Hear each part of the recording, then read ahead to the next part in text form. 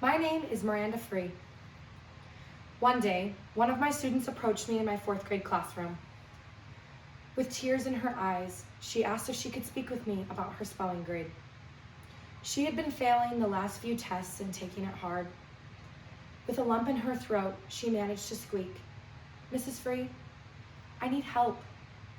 I'm just not a great speller."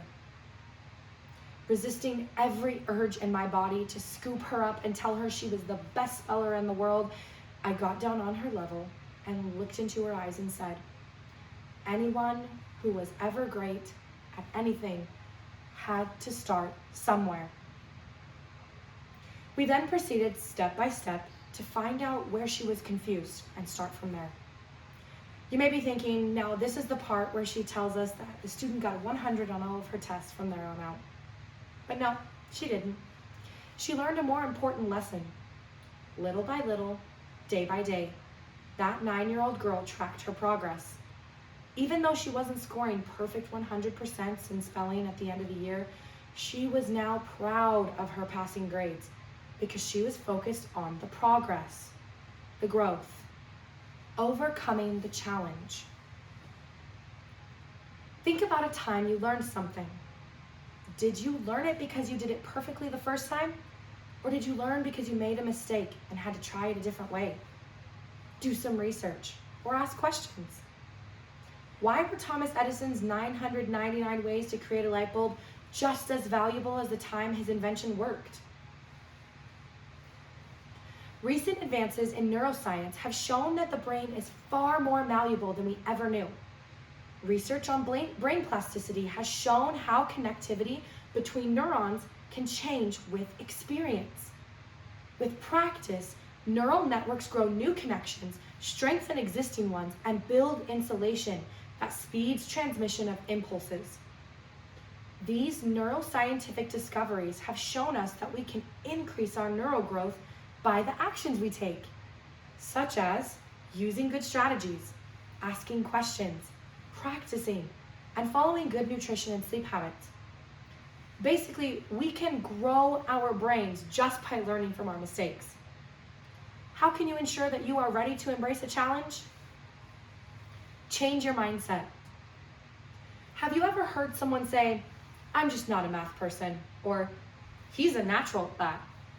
You've probably said similar things to yourself like, "It's embarrassing when I make a mistake," or "that job position is totally out of my league, I'll pass."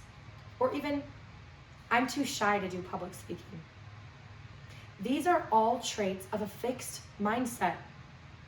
Psychologist Carol Dweck from Stanford University was the first researcher to explore the idea of fixed and growth mindset. In Dr. Dweck's seminal work, she described the 2 main ways people think about intelligence or ability as having either a fixed mindset or a growth mindset. In a fixed mindset, people believe that their intelligence is fixed and static, completely unchanging. In a growth mindset, people believe that intelligence and talents can be improved through effort and learning. People with a fixed mindset typically believe that their level of intelligence and abilities are innate. In Dr. Dweck's own words, fixed mindset people believe that they have a certain amount of intelligence and that's that. And then their goal becomes to look smart all the time and never look dumb. For people with a growth mindset, however, they understand that not knowing or not being good at something can be a temporary state. So they don't have to feel ashamed to try to prove they're smarter than they currently are. Dweck states that in a growth mindset, students understand that their talents and abilities can be developed through effort, good teaching, and persistence. Learning how to catch yourself making these statements is the first step. Instead, embrace the power of the word yet. I am not a math person yet. I just need to keep working at it. Or, this task is really hard because I'm still developing my skills in this area. I haven't learned it yet. This switch in mindset can help you achieve your goals. Think about a time that you were really proud of yourself. Was it because it was easy? Was it because someone did it for you? No, it was because you overcame a challenge on your own. Your sense of achievement made you feel proud. A person with a growth mindset will set goals, but be ready to adapt as they come across potential challenges.